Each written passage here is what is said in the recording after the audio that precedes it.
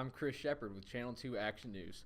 Today, we bring you guys at home a very special news coverage of the global challenges.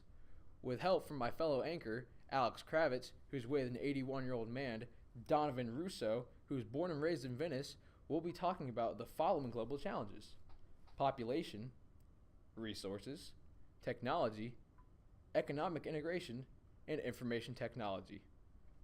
Here's you, Alex. Thanks, Chris.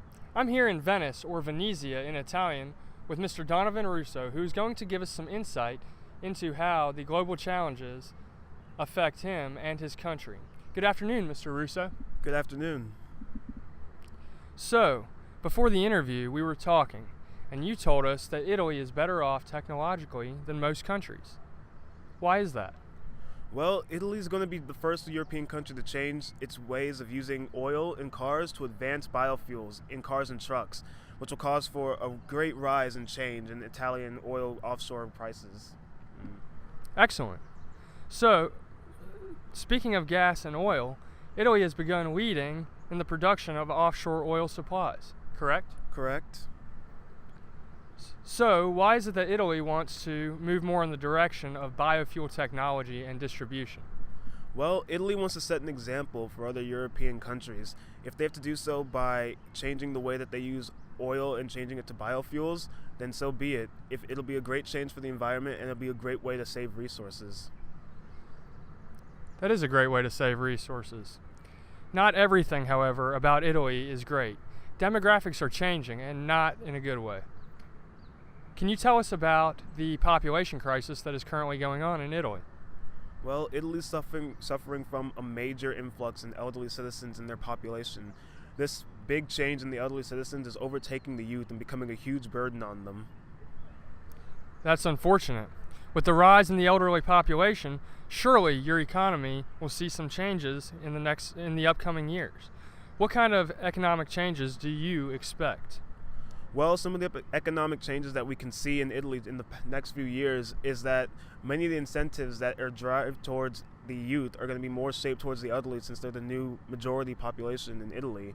It's going to be a big change for the Italian citizens to come to, since it's never happened in our time and day before. But if goods and services become increasingly geared toward the elderly population, won't that become an inconvenience or downside for the remaining youth population? It will be a big change for the youth population. It'll be hard for them to have a reason to stay in Italy anymore. Without any incentives to drive them, they're going to be more likely to migrate elsewhere.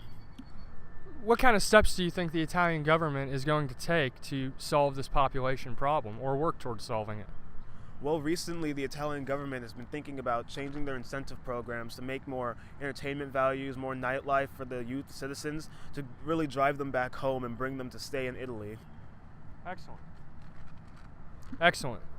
On a separate note, what is your opinion of the current political situation or the governance of your country of Italy? Well, in my time, the government in Italy had always been such a great thing. The government was really open. They would tell you about all their changes, whether it was taxes or population or which wars we were involved in. But nowadays, the Italian government has been more desensitized. They try their best to keep a closed-door policy to make it less transparent for the citizens, and that's no good for any Italian government. That is unfortunate, and I hope things improve. Thank you so much for your time today, Mr. Russo. We really appreciate the information. Now back to you, Chris. Thanks, Alex. That was a very in-depth interview with Donovan Russo there.